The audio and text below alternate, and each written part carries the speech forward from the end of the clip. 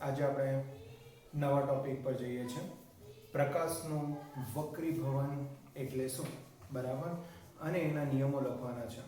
હવે પ્રકાશનું વક્રીભવન એ કંઈક આપણા માટે નવી વાત નથી. આપણને પણ ખબર છે પ્રકાશનું વક્રીભવન એટલે શું.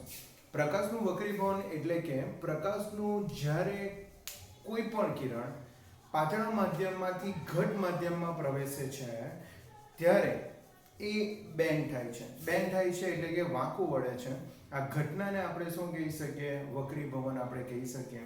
વક્રીભવન ઘટનાનો જો તમે અભ્યાસ કર્યો હોય તો જ્યારે બી આપણે લાઈક સ્વિમિંગ પુલ પર આપણે જઈએ છીએ અને સ્વિમિંગ પુલમાં આપણે જો પાણીમાં જો આપણે તળિયુંને જો જોઈએ તો આપણને એની એકચ્યુઅલ હાઈટ કરતાં આપણને એ હાઈટ આપણને ઓછી લાગશે, બરાબર. ઘણી વખત આપણે સ્વિમિંગ પુલમાં આપણે પગ મૂકવાનો પ્રયત્ન કરીએ છીએ, પરંતુ પગ જે છે એ આપણી એકચ્યુઅલ ધારણા પ્રમાણે આપણે તળિયાને ટચ કરી શકતા નથી.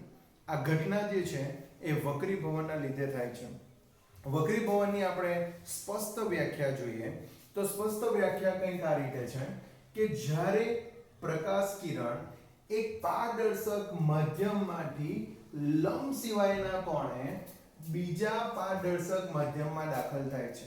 હવે ધ્યાન રાખજો, અહીંયા જે આપણે વક્રીભવનની ઘટના જોવાની છે એ વક્રીભવનની ઘટનામાં આપણે લંબ સિવાયનો કોઈ પણ ખૂણો પસંદ કરવાનો છે. ધ્યાન રાખજો, લંબ સિવાયના કોઈ પણ કોણે, લંબ સિવાયના કોઈ પણ કોણે આપણે પ્રકાશને કોઈ બરાબર પ્રકાશના કિરણને જ્યારે આપણે કોઈ એક માધ્યમમાંથી બીજા માધ્યમમાં દાખલ કરીએ છીએ ત્યારે બંને માધ્યમોને, બરાબર, બંને માધ્યમોને સ્પર્શ કરતી સપાટી આગળ એની જે જવાની જગ્યા એટલે કે એની જે એકચ્યુઅલ જે દિશા છે એ દિશાથી એની જે વાંકા વળવાની જે ઘટના જે છે એને પ્રકાશનું આપણે વક્રીભવન કહેશું. તમે જોઈ શકો લખેલું છે કે જ્યારે પ્રકાશ કિરણ એક પારદર્શક માધ્યમમાંથી લંબ સિવાયના કોઈ પણ ખૂણે આપાત થાય છે ત્યારે બે માધ્યમોને છૂટી પાડતી સપાટી આગળ, આ બે માધ્યમોને છૂટી પાડતી સપાટી આગળ તેની દિશા બદલાય છે. આ દિશા બદલાવાની ઘટનાને આપણે વક્રીભવન કહી શકીએ. ઓકે, તો અહીં આ જે ઘટના જે તમને આકૃતિમાં દેખાય છે એ વક્રીભવનની છે. તમે જોઈ શકો અહીં ઉપર જે માધ્યમ છે એ n1 માધ્યમ છે અને નીચે જે માધ્યમ જે છે એ તમારું n2 માધ્યમ છે. હવે આ જે તમારું આપાત કિરણ જે છે એ આપાત કિરણ જ્યારે એક માધ્યમમાંથી બીજા માધ્યમમાં, બરાબર, પ્રવેશે છે ત્યારે એ શું થાય છે તો ત્યારે એ વાંકું વળે છે. આ વાંકો વળવાની જે ઘટના જે છે એને આપણે વક્રીભવન કહી શકીએ. ઓકે, હવે વક્રીભવનના આપણે નિયમો પર આવીએ. વક્રીભવનના નિયમોમાં આપણે પહેલા નિયમની વાત કરીએ તો પહેલો નિયમ કંઈક આ રીતે છે. આપાત કિરણ, બરાબર, અહીં તમે જોઈ શકો જે તમારો આપાત થાય છે એ કિરણ તમારો આપાત થશે, જે વક્રીભવન થાય છે વક્રીભૂત કિરણ થશે અને અહીં તમને સપાટીને લંબ પણ દેખાશે. ધ્યાન રાખજો, આ ઘટનામાં તમને કેટલી વસ્તુ તમારે ધ્યાન રાખવાની છે તો જે ખૂણે કોઈ કિરણ આપાત થાય છે, બરાબર, એ તમારો આપાત કિરણ થશે. વક્રીભવન થાય છે, બરાબર, તો એને આપણે નામ આપીશું વક્રીભૂત કિરણ નામ આપીશું, બરાબર. અને સપાટીના લંબ સાથે ખૂણો બનાવે છે તો અહીં આપણે એને સપાટીનો લંબ કહેશું. ઓકે, ધ્યાન રાખજો, લંબ સાથે આપાત કિરણે બનાવેલો ખૂણો એને આપણે કહીશું આપાત કોણ અને વક્રીભૂત કિરણે લંબ સાથે બનાવેલો જે ખૂણો છે એને આપણે વક્રીભૂત કોણ કહીશું. એ સિવાય જે ઉપરનું માધ્યમ છે એને આપણે n1 માધ્યમ કહીશું અને નીચેનું માધ્યમ જે છે એને આપણે n2 માધ્યમ કહીશું. તો આટલી વસ્તુ તમારે ધ્યાન રાખવાની છે. હવે પહેલા નિયમ પર આપણે આવીએ. પહેલા નિયમની વાત કરીએ તો આપાત કિરણ, વક્રીભૂત કિરણ અને સપાટીને દોરેલો લંબ આ ત્રણેય વસ્તુ એક જ સમતલમાં હોય છે. ધ્યાન રહેશે, આપાત કિરણ, વક્રીભૂત કિરણ અને સમતલને દોરેલો લંબ આ ત્રણેય વસ્તુ એક જ સમતલમાં હોય છે. મેં લખું છું આપાત કિરણ, આપાત કિરણ, વક્રીભૂત કિરણ, વક્રીભૂત કિરણ અને જે બિંદુ આગળ સપાટી આગળ આપાત કિરણ સ્પર્શે છે તે બિંદુથી દોરેલો લંબ, આ ત્રણેય વસ્તુ તમને એક જ સમતલમાં મળશે. આ ત્રણેય વસ્તુ તમને એક જ સમતલમાં મળશે. હવે બીજો વેરી મોસ્ટ ઇમ્પોર્ટન્ટ નિયમ છે જે તમારે ધ્યાન રાખવાનો છે, અને એ નિયમ છે સ્નેલનો નિયમ. એ નિયમ શું છે? સ્નેલનો નિયમ.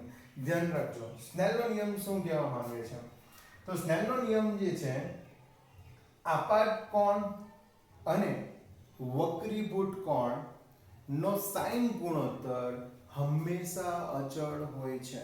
ધ્યાન રાખજો. શું કીધું છે? આપાત કોણ અને વક્રીભૂત કોણ નો હંમેશા સાઇન ગુણોત્તર અચળ હોય છે. આના પ્રમાણે જો આપણે જોઈએ તો આપાત કોણ θ1 એંગલ બનાવે છે અને વક્રીભૂત કોણ θ2 એંગલ બનાવે છે. તો સ્નેલના નિયમ મુજબ sin θ1 ભાગ્યા sin θ2 બરાબર આપણે શું લખી શકીએ? અચળ. sin θ1 ભાગ્યા sin θ2 બરાબર આપણે શું લખી શકીએ? અચળ. હવે આ જે અચળ વેલ્યુ છે એ પણ સ્નેલે કીધેલું છે કે આ અચળ વેલ્યુ જે છે બરાબર એ તમારો સાપેક્ષ વક્રીભવનાંક છે. સાપેક્ષ વક્રીભવનાંક એટલે કે પ્રકાશનું કિરણ n1 માધ્યમમાંથી n2 માધ્યમમાં પ્રવેશે છે તો આપણે આ અચળ વેલ્યુ જે છે એ સાપેક્ષ વક્રીભવનાંક જેટલું છે. એટલે કે સાપેક્ષ વક્રીભવનાંક એટલે આપણે એવું કહી શકીએ કે n2 માધ્યમની સાપેક્ષે સોરી મારી ભૂલ છે બરાબર. n1 માંથી n2 માં પ્રવેશે છે એટલે આપણે એવું લખવા પડે n1 માધ્યમની સાપેક્ષે n2 નો વક્રીભવનાંક. જરા ધ્યાન રાખજો. શું કહેવાય? તો 1 માંથી 2 માં પ્રવેશે છે બરાબર, એટલે n1 માધ્યમની સાપેક્ષે n2 નો વક્રીભવનાંક ને n2 ના છેદમાં n1 છે તો એને લખવું હોય તો શું લખાશે? n21 બરાબર. n21 એટલે કે 1 ની સાપેક્ષે બીજાનો વક્રીભવનાંક બરાબર, બીજા મધ્યમનો વક્રીભવનાંક. ઓકે, તો સ્નેલનો નિયમ મારા પ્રમાણે ખબર પડી જોઈએ. sin θ1 ભાગ્યા sin θ2 n2 ભાગ્યા n1. જો આને સામે ગુણી લઈએ તો સમીકરણ બનશે n1 sin θ1 અને n2 સાથે sin θ2 ગુણાઈ જશે તો n2 sin θ2 થશે. તો સ્નેલનો નિયમ બનશે n1 sin θ1 n2 sin θ2. Okay, થોડું ઘણું આપણે આગળ જઈએ એના પહેલા વક્રીભવન વસ્તુ સમજીએ કે વક્રીભવન એક્ઝેક્ટલી છે શું? વક્રીભવન કોને કહેવાય?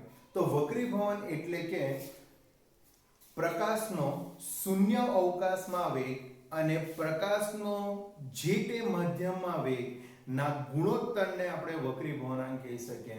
એટલે કે પ્રકાશનો જે શૂન્ય અવકાશમાં વેગ છે અને જે મધ્યમનો વક્રીભવનાંક છે બરાબર, એ મધ્યમમાં એનો વેગ છે એના ગુણોત્તરને આપણે એનો વક્રીભવનાંક કહી શકીએ બરાબર.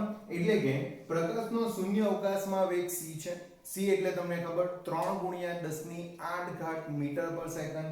10મા ધોરણમાં બી આવેલું હતું કે પ્રકાશનો શૂન્ય અવકાશમાં વેગ 3 × 10⁸ છે.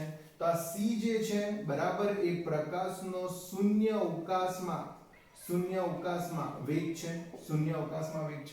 ઓકે, અને ધ્યાન રાખજો v જે છે એ પ્રકાશનો મધ્યમમાં વેગ છે. પ્રકાશનો કેમાં વેગ છે?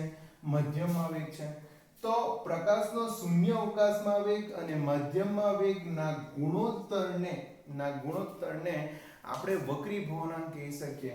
તો વક્રીભવનાંક n સમીકરણ છે c/v. ઓકે, આ જ વેલ્યુ જો આપણે સ્નેલના નિયમમાં જો મૂકીએ તો તમે જોઈ શકો sin θ1 sin θ2 n2/n1. n2 ની જગ્યાએ લખાશે c/v2, v ની જગ્યાએ લખાશે c/v1 બરાબર ને. n2/n1 છે તો n2 ની જગ્યાએ લખાશે c/v2 અને n1 છે તો એની જગ્યાએ લખાશે c/v1. પ્રકાશનો શૂન્ય અવકાશમાં વેગ તો સરખો એટલે c અને c કેન્સલ આઉટ થશે. v1 ઉપર જશે અને v2 નીચે આવશે એટલે આપણું સમીકરણ બનશે v1 શું બનશે? v2. તો સ્નેલ સમીકરણ જો જોઈએ તો sin θ1 ભાગ્યા sin θ2 equal to n2 by n1 equal to શું આવશે v1 બાય શું આવશે v2. તો આ તમારો થઈ ગયો સ્નેલનો નિયમ અને તમારું થઈ ગયું વક્રીભવન. ઓકે, થોડું ઘણું આપણે આગળ જઈએ. હવે તમે જોઈ શકો જ્યારે કોઈ પ્રકાશને આપણે આપાત કરીએ છીએ અને n1 જે છે બરાબર એ અહીંયા સપોઝ પાતળું માધ્યમ છે અને n2 જે છે એ દાખલા તરીકે એમ સમજી લો ઘટ માધ્યમ છે. તો જ્યારે પ્રકાશનું કિરણ પાતળા માધ્યમમાંથી ઘટ માધ્યમમાં પ્રવેશે છે ત્યારે લંબ તરફ વળે છે. ત્યારે શું છે? લંબ તરફ વળે છે. બરાબર. ફોર એક્ઝામ્પલ મારે સમજાવવું હોય તો મેં સમજાવી શકું n1 sin θ1 equal to n2 sin θ2. બરાબર. હવે સમજો, જો n1 નું મૂલ્ય બરાબર એટલે કે આપણે એવું કહી શકીએ સિમ્પલ જો તમને કહું તો જેટલું પાતળું માધ્યમ હશે તેટલું n1 નું મૂલ્ય ઓછું હોય. બરાબર. તેટલું n1 નું મૂલ્ય શું હોય? ઓછું હોય. હવે સમજો પાતળા માધ્યમ માટે n1 નું મૂલ્ય ઓછું હોય તો ત્યારે એનો ખૂણો તમને શું મળવો જોઈએ? મોટો મળવો જોઈએ. તો જ એ આના સાથે કમ્પેરિઝન આનું કરી શકે. મેં શું કહેવા માંગુ છું એ સમજાવો. n1 sin θ1 equal to n2 sin θ2 છે.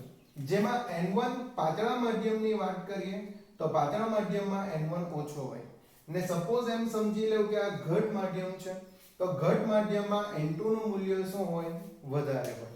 ઓકે, હવે આ બંનેને બેલેન્સ કરવું હોય તો n1 નાના માટે થીટા તમને કેવો જોઈએ? મોટો જોઈએ. એટલે પાતળું માધ્યમ હશે ત્યાં ખૂણો મોટો હશે. એ જ રીતે આ ઘટ માધ્યમ માટે n2 નું મૂલ્ય મોટું તો થીટા તમારો નાનો હોવો જોઈએ ને થીટા નાનો હોવો જોઈએ તો ઘટ માધ્યમમાં તમને થીટા નાનો મળે. તો થીટા નાનો મળે એટલે જ્યારે આપાત કિરણ બરાબર પાતળા માધ્યમમાંથી ઘટ માધ્યમમાં પ્રવેશે ત્યારે ખૂણો નાનો બનશે ને ખૂણો નાનો બનશે એટલે કે લંબ તરફ વળશે. એ લંબ તરફ વળશે. તો ધ્યાન રાખજો, પ્રકાશનું કિરણ જ્યારે પાતળા માધ્યમમાંથી ઘટ માધ્યમમાં પ્રવેશે છે ત્યારે ખૂણો નાનો બને છે એટલે કે લંબ તરફ વળે છે. આનાથી ઊંધું, જ્યારે પ્રકાશનું કિરણ ઘટ માધ્યમમાંથી પાતળા માધ્યમમાં પ્રવેશે તો પાતળા માધ્યમમાં ખૂણો મોટો હોય ને પાતળા માધ્યમમાં ખૂણો મોટો હોય એટલે કે બરાબર અહીં જો આપણે જો જોઈએ તો પાતળા માધ્યમમાં તમને બરાબર ખૂણો મોટો મળે તો લંબથી દૂર જશે. લંબથી શું જશે? દૂર જશે.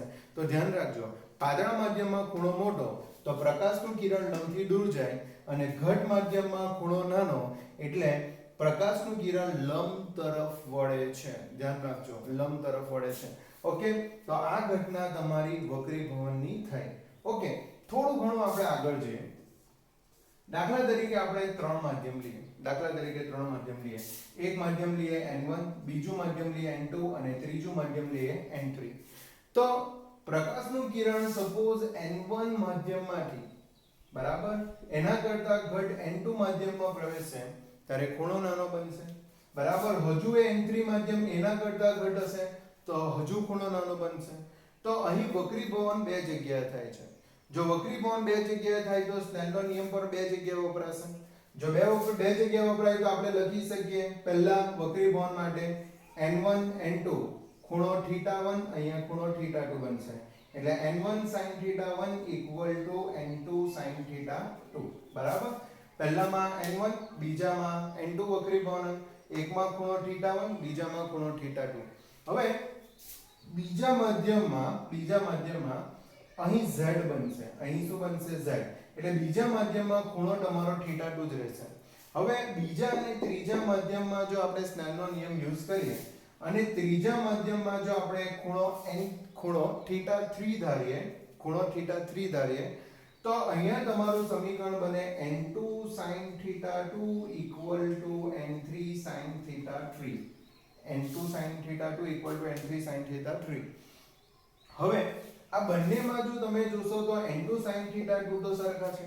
એટલે n2 sin θ2 જો બંનેમાં સરખા હોય તો આ સમસામે બી સરખા થાય. જો આ સમસામે સરખા થાય તો n1 sin θ1 equal to n3 sin θ3 થાય. બરાબર. અને જો સપોઝ આપણે sin θ1 ભાગ્યા જો આપણે sin θ3 જો લખી દઈએ તો આપણી વેલ્યુ થઈ જશે n3 ભાગ્યા n1. આપણી શું થઈ જશે? n3 ભાગ્યા n1. ને n3 ભાગ્યા n1 જે છે એને આપણે લખી શકીએ n31. n31 એટલે કે 1 ની સાપેક્ષે 3 નો વક્રી ભવનાંક 1 ની સાપેક્ષે આપણે કોનો વક્રી ભવનાંક કહી શકીએ 3 નો વક્રી ભવનાંક કહી શકીએ થોડું ઘણું બરાબર આપણે આગળ જઈએ ઓકે n31 બરાબર આપણે લખી શકીએ n3 ભાગ્યા n1 ઓકે આ જે સમીકરણ છે આ સોરી આ જે સમીકરણ છે આ સમીકરણમાં આપણે n2 વડે ભાગીએ આ સમીકરણમાં આપણે શું કરીએ n2 વડે ભાગીએ અને n2 વડે ગુણીએ જરા ધ્યાન રાખજો n2 વડે ભાગીએ છે અને n2 વડે ગુણીએ છે તો અહીંયા બનશે n3 ભાગ્યા n2 જો n3 ભાગ્યા n2 બને તો એને કહેવાશે n32 n3 ભાગ્યા n2 તો એને શું કહેવાશે n32 ને n2 ભાગ્યા n1 તો અહીંયા બનશે n21 તો તમારું સમીકરણ આવું પણ બની શકે n31 બરાબર n32 ગુણ્યા n21 n32 ગુણ્યા શું થશે n21 સમજ પડશે કે એક વખત ફરીથી કેમ n31 બરાબર n3 ભાગ્યા n1 હતું આ સમીકરણમાં આપણે n2 વડે ભાગ્યું અને n2 વડે ગુણ્યું તો n2 વડે ભાગીશું તો n3 ભાગ્યા n2 થશે n3 ભાગ્યા n2 એટલે કે n32 બરાબર અને ગુણ્યા n2 ભાગ્યા n1 એટલે એ શું બનશે n21 થશે ઓકે તો n31 n32 ગુણ્યા n21 ઓકે આઈ હોપ તમને વક્રીભવનની થિયરી ખબર પડશે થેન્ક યુ બાય